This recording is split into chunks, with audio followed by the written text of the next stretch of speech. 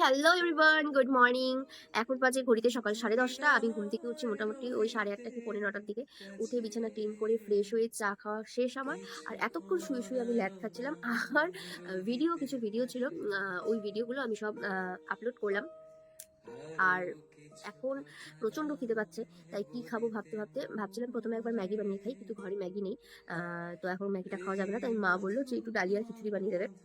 কিন্তু বেসিক্যালি আমার ডালিয়ার খিচুড়ি খুব একটা ভালো লাগে না। বাট ঠিক আছে, এক দিন খাওয়াই যেতে পারে। তো মাকে বললাম ঠিক আছে বানাও। তো মা ওটা বানাচ্ছে। তো চলো, আমি ভাবলাম যে তাহলে ছোট করে একটা রেসিপি তোমাদের সাথে শেয়ার করে দিই ডালিয়ার।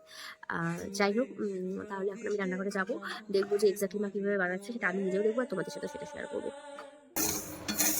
এখানে ডালিয়াটাকে হালকা একটু জাস্ট রোস্ট করে নিয়েছে, একদম হালকাভাবে। অতিরিক্ত বেশি করলে হচ্ছে পুড়ে যাওয়ার চান্সটা থাকে।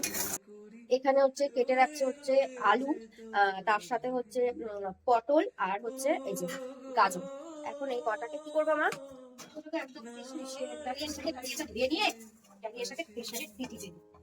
মানে এটা হচ্ছে ডালিয়ার খিচুড়ি করবো না, অন্যদিন করলে ডাল দিয়ে করি। তাহলে ডালিয়ার খিচুড়ি করবো না, এটা কি করলা তুমি? ডালিয়া দিয়ে সবজি সেদ্ধ করে ঘি দিয়ে দেবে। ও, আমি যেটা বলছিলাম যে ডালিয়ার খিচুড়ি, কিন্তু ডালিয়ার খিচুড়ি বানাচ্ছে না, এটা বানাচ্ছে হচ্ছে সমস্ত এখানে ভেজেস গুলোর সাথে হচ্ছে ডালিয়াটাকে একসাথে হচ্ছে সেদ্ধ করে ঘি দিয়ে এটা নামিয়ে নেবে। তো ওটাও আমি দেখাচ্ছি। তো এখানে হচ্ছে সমস্ত কিছু কেটে নিয়ে নিয়েছে বললাম। এবার এটা হচ্ছে এই সবজিগুলোকে হচ্ছে প্রেসারে দিয়ে দিবে। প্রেসারে দিবা তো? প্রেসারে দিবে। দেওয়ার পরে যে ডালিয়াটাকে হচ্ছে ভেজে রাখছিল, মানে হালকা জাস্ট ভাজা করছিল, ওই ডালিয়াটাকে এখন হচ্ছে ধুয়ে নিচ্ছে জল দিয়ে। দাঁড়াও, তোমাদেরকে দেখাচ্ছি। আরো কিছু কথা নয় বলিতে মোরে,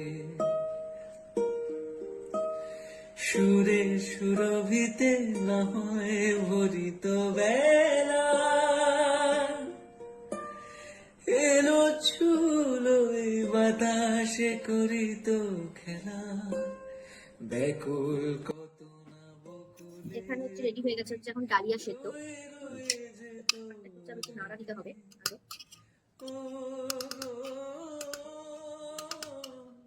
নাই রইতে পাশে,